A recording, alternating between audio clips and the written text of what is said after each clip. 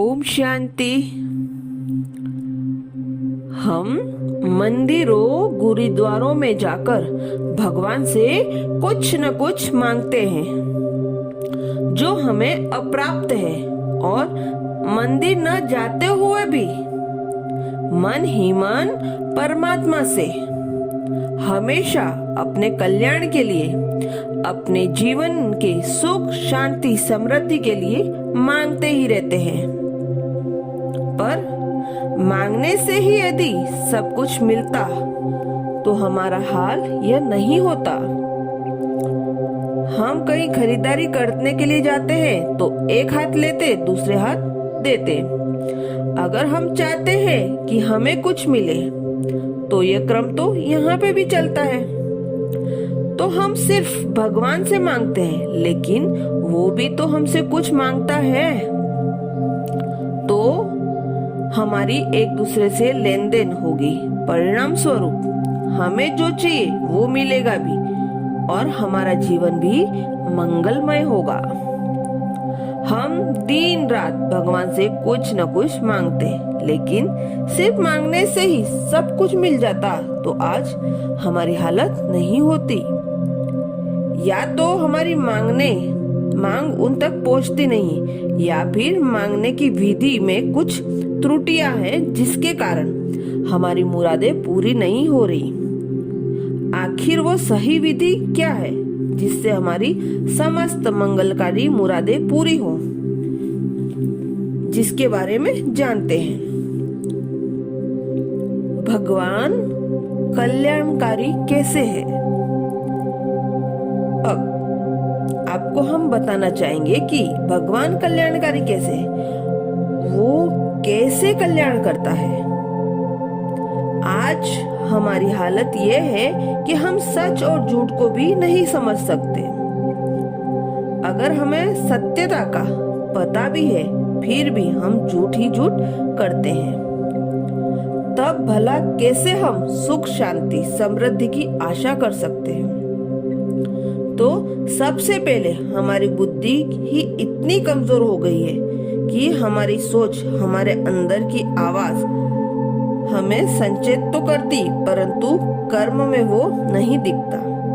इसलिए परमात्मा आकर हमें सद्बुद्धि और शक्ति देता है, ताकि हम अपने विवेक और कर्म दोनों में समानता ला सके। एक हाथ दे, एक हाथ ले। भगवान से यदि हमें प्राप्त करना चाहते हैं तो एक हाथ से देना भी होगा, दूसरे हाथ से लेना भी होगा। तो उससे प्राप्त करने के लिए उसकी पहली शर्त है मामेकम शरणम ब्रज, अर्थात तुम मेरी शरण में आओ। गीता में भी इसका जिक्र है, परंतु हमने उसको सही अर्थ से समझा ही नहीं है। इसलिए हमें भगवान से जो चाहिए वो मिल सकता है। अब परमात्मा कहते हैं तुम मेरी शरण में आ जाओ, बाकी चीजें भूल जाओ, निश्चित हो जाओ, मेरे ऊपर छोड़ दो।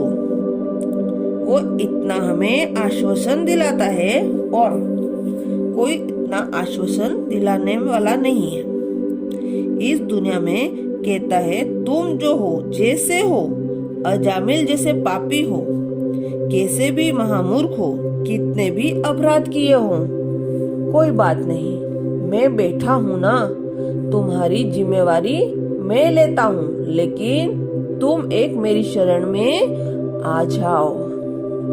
फिर भी हम उनकी जिम्मेवारी नहीं देते। इसलिए परमात्मा कहते समझदार से समझदार और मूर्ख से मुख देखना हो तो यहाँ देखना। उद्धार हेतु शरणागत हो। हमें समझाना है कि अब तक मैं उस परमात्मा की शरणागति नहीं लूंगा, तब तक मेरा उद्धार होने वाला नहीं है। भक्त कहते हैं कि भगवान भक्त वत्सल है, भक्तों पर उसकी कृपा होती है। आप भी जानते हैं, अनुभवी हैं कि जो जिसके भक्त हैं, श्रद्धालु हैं, जिसका उसके साथ प्यार है, उस प्रति मीठी दृष्टि होती है ना। कोई व्यक्ति आपकी सेवा करता है, आपकी बातों को अमल में लाता है, आपके प्रति उसका प्यार, आदर और स्वाभाविक है कि उसके प्रति आपके मन में थोड़ी भी भावना तो होती ही है। यह संबंध की बात है। इसी तरह भगवान शरणागत वत्सल है। आपको कोई चीज मिलेगी कैसे? सौदे से। इस दुनिया में भी सौदा होता है। कैसे होता है? एक हाथ से दो, एक हाथ से लो। अगर आप चाहते हैं कि हम कुछ न कुछ भी ना दे और सब कुछ मिल जाए, तो ये तो होना नहीं, देना पड़ेगा। यह अलग बात है कि परमात्मा भोलेनाथ है। आप थोड़ा देंगे, आपको कहीं ज्यादा, कहीं गुणा देगा, लेकिन देना तो पड़ेगा। बिगड़ दिए कुछ मिलेगा नहीं, यह तो असंभव है। तो फिर देर किस बात की? भगवान कहते हैं, मेरे पास जो भी है उसके साथ मैं आपको समर्पित करता हूँ। बच्चे, अगर आपका सब कुछ मेरे लिए हो जाएगा तो मेरा सब कुछ आपके लिए हो जाएगा। इसके लिए ज्यादा सहज कोई और उपाय है? जब उसने ही कह दिया कि मेरी शरण में आ जाओ, बाकी सब कुछ मैं कर दूंगा। भक्त भी कहते हैं कि भगवान की कृपा में लंगड़ा भी चलने लगता है और गूंगा भी बोलने लगता है। तो भगवान हमें खुद कह रहा है कि मेरी शरण में आ जाओ, बाकी सब मैं कर लूंगा। तो देरी किस बात की? जब आप भगवान को समर्पित होंगे तो सारी दुनिया आपको समर्पित हो जाएगी। दुनिया अनुभव करेगी कि यह तो जैसे शक्ति स्वरूप है, यह मेरी इष्ट देवी है। आपके श्रेष्ठ वाइब्रेशन उनको यह अनुभव कराएगी कि यह तो जैसे शक्ति स्वरूप, क्योंकि आपका मन उस परमात्मा में मन में मिला हुआ है। आप और परमात्मा मिले हुए हो, तो फिर आपको कुछ भी चिंता करने की जरूरत नहीं है। इसलिए वह कहता है कि माँ सुच भगवत अभय दान दे रहा है कि चिंता करने की, भय करने की जरूरत नहीं। आपको हम यही बताना चाहते हैं कि आप पूर्ण रूप से जो भी हो, जैसे भी हो, अपने कर्मों हैं, कमजोरी है, विशेषता है, योग्यता है, सब कुछ आप परमात्मा के हवाले कर दो। तब परमात्मा के पास जो कुछ है वो तुम्हारा हो जाएगा।